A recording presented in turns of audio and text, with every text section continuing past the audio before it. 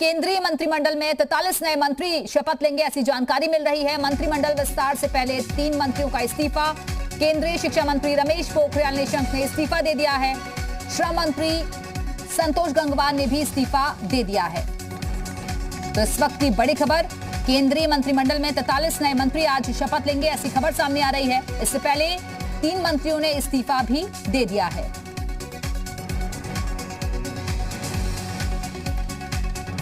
तो चुनावी राज्यों पर नजर रहेगी, ये खास तौर पर कहा जा रहा है।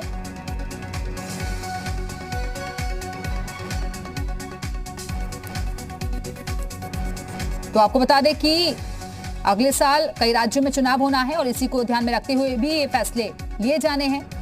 तमाम समीकरणों को भी साधने की कोशिश है।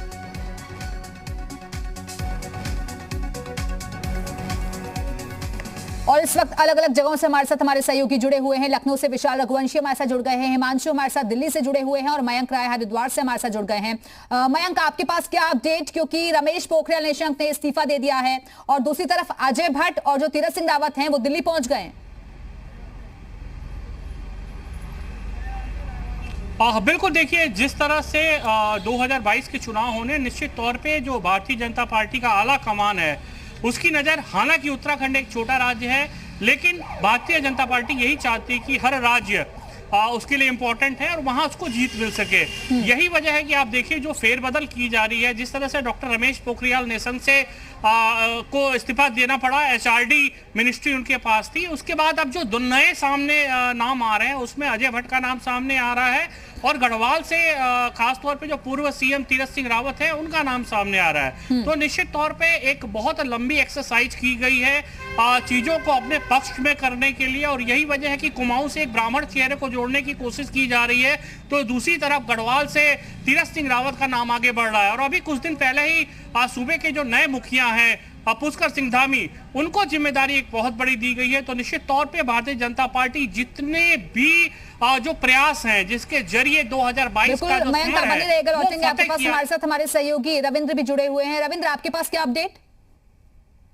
या हेल्थ मिनिस्ट्री हो या रक्षा मंत्रालय हो, तो कहीं ना कहीं 6 डॉक्टरों को लाना एक संकेत भी हो सकता है कि जो 9 साढ़े 9 बजे आपको जो सूची मिलेगी उसमें काफी तब्दीली देखने को मिल सकती है। यह नहीं कह सकते कि रायसीना हिल पर बदलाव होगा या नहीं, क्योंकि एस जयशंकर आज ही देर शाम को चले जाएंगे विदेश मंत्री के तौर पर एक ऑफिशियल कार्यक्रम में। तो कहीं ना कहीं वो विदेश मंत्री रहेंगे, गृह मंत्री रहेंगे, रक्षा मंत्री रहेंगे। निर्मला सीतारमण इस बैठक में थी, तो ये भी कहना जल्दबाजी होगा या कहना मुश्किल है। तो कहीं ना कहीं रायसीना के बाद जो काबीना मंत्री हैं उसमें फेरबदल हो सकता है। ऐसे भी कई मंत्रियों के पास 3-3, 4-4 विभाग है, तो कुछ से उनके विभाग लिए सकते हैं, कुछ को नए विभाग दिए जाएंगे। लेकिन जो जिनका प्रमोशन हो रहा है, खासकर इंडिपेंडेंट, जैसे मनसुख मंडाविया, अनुराग ठाकुर हो गए, पुरुषोत्तम रूपाला हो गए, जी किशन रेड्डी हो गए, तो ये एक पूरी तरह से एक विभाग संभालेंगे, एक मंत्रालय संभालेंगे। अश्विनी वैष्णव जैसे पहले भी कहे थे कि मिनिस्ट्री ऑफ जो कॉर्पोरेशन बना है उसके मंत्री बन सकते हैं। तो कहीं ना कहीं ये रायसीना छोड़कर बहुत कुछ बदलाव देखने को मिल सकता है। कई जो कद्दावर अभी मंत्री जिनके पास 3 से 4 विभाग है, उनका बोझ कुछ कम होगा और नए मंत्रियों को यह जिम्मा दी जाएगी जो विशेषज्ञ के तौर पर आए हुए, जो ओबीसी कास्ट के हैं, जो कहीं ना कहीं अनुभवी है प्रशासन में भी और विधायिका में भी, उनको नई जिम्मेदारी जरूर दी जाएगी। हालांकि नाम बताना और मंत्रालय बताना अभी जल्दबाजी होगी। बिल्कुल, हमारे साथ हमारे सहयोगी रविंद्र लगातार जुड़े हुए हैं। रविंद्र, आप बने रहिएगा, लौटेंगे आपके पास, लेकिन अब हिमांशु के पास चलते हैं। दिल्ली से हमारे साथ जुड़े हुए हैं हिमांशु, क्योंकि ये कहा जा रहा है कि कुल 43 मंत्री आज शपथ लेंगे और जिसमें 10 तो ओबीसी के ही बताए जा रहे हैं जो आज शपथ लेने जा रहे हैं। जी बिल्कुल, जिस तरीके से चुनाव होने उसको खासतौर पर ध्यान में रखते हुए जो है ये बंटवारा किया जा रहा है। अभी फिलहाल जो सूचना मिली है उसके मुताबिक सूत्रों के हवाले से 43 मंत्री हैं जो आज शपथ लेंगे, जिनमें से 10 ओबीसी के होंगे।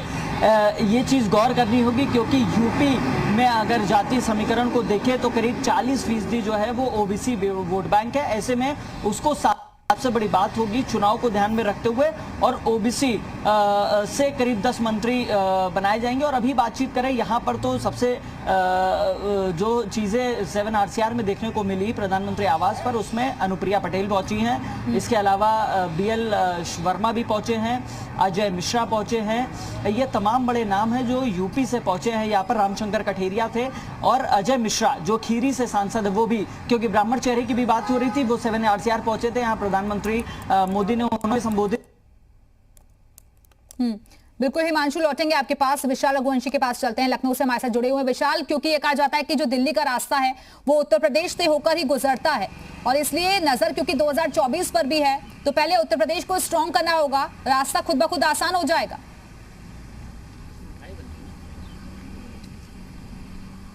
देखिए, बिल्कुल निश्चित तौर पर यह कहा जा सकता है कि उत्तर प्रदेश में अब जो चेहरे हैं उन पर जो है ज़्यादा से ज़्यादा दाव लगाने की कोशिश होगी, क्योंकि संतोष गंगवार को केंद्रीय कैबिनेट से बाहर सा दिखा दिया गया। उन्होंने फिलहाल जो है इस्तीफा दे दिया है। ऐसे में ये कहा जा रहा है कि अब करीब 5 चेहरे जो होंगे वो उत्तर प्रदेश से जा सकते हैं केंद्रीय कैबिनेट में, जिसमें रामशंकर कठेरिया की प्रबल संभावनाएं बनती हुई दिखाई पड़ रही हैं, अनुप्रिया पटेल की प्रबल संभावनाएं दिखा रही हैं। इसके साथ साथ अजय मिश्रा जो है ब्राह्मण चेहरे के तौर पर जा सकते हैं कि सांसद हैं। तो ऐसे में ये कहा जा रहा है कि तमाम जो नामों को लेकर अटकलें चल रही हैं, उन्हीं अटकलों में से किसी 5 या 4 चेहरों को केंद्रीय कैबिनेट में जगह दिया सकती है। रामशंकर कठेरिया का लगभग तय भी माना जा रहा है कि उनको केंद्रीय कैबिनेट में जगह दी जाएगी। इससे पहले कई नाम चल रहे थे, चाहे वो SP बघेल की बात करें, विनोद सोनकर की बात करें, कौशल किशोर की बात करें, रामशंकर कठेरिया की बात करें। तो रामशंकर कठेरिया पर एक बार फिर से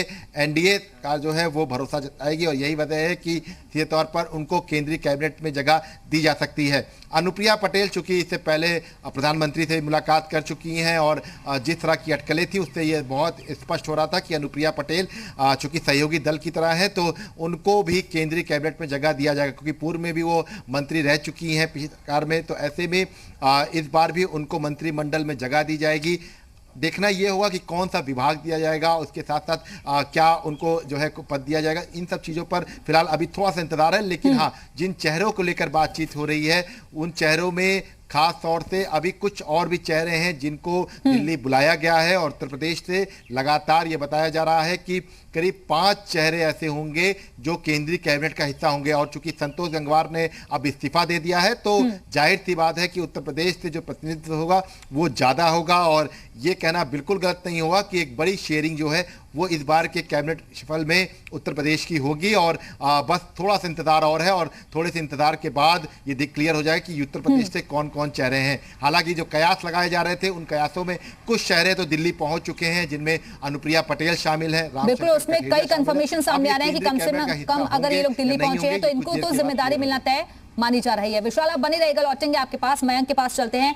मयंक, ये तो क्लियर कर दिया गया है कि युवा चेहरों को आगे लाने की कोशिश की जा रही है, लेकिन साथ ही साथ ये भी है कि प्रशासनिक अनुभव होना चाहिए, काम करने का तरीका आना चाहिए, शिक्षित भी हो और अपने अपने क्षेत्रों में अच्छे से काम कर सके।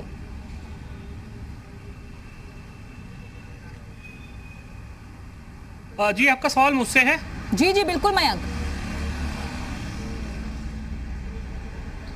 बिल्कुल, देखिए, सबसे बड़ी बात यह है कि डॉक्टर रमेश पोखरियाल निशंक जो हरिद्वार से ही सांसद हैं, और निश्चित तौर पे जो प्रधानमंत्री मोदी की टीम है, जो कोर टीम है, उस जो मॉनिटरिंग करती है, जो ऑब्जर्वेशन करते हैं वो मंत्रियों के कार्य का, कहीं ना कहीं उन्हें ये कहा जा सकता है कि ये महसूस हुई है बात की नहीं, उत्तराखंड से हमें कुछ और चेहरों को आगे बढ़ाने की जरूरत है।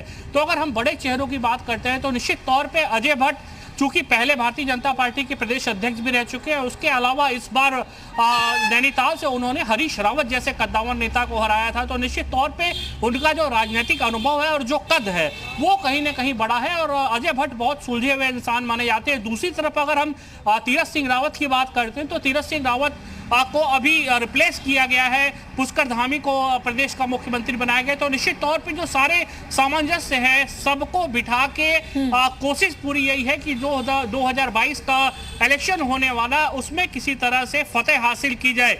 निश्चित तौर पे भारतीय जनता पार्टी के लिए एक बड़ी चुनौती है, और इन्हीं चुनौतियों के मद्देनजर आप देखेंगे तमाम सारे फेरबदल हो रहे हैं। दरअसल मात्र 2 मंडल है उत्तराखंड में, कुमाऊं और गढ़वाल। 13 जिले हैं, 5 लोकसभा की सीटें हैं यहाँ पे।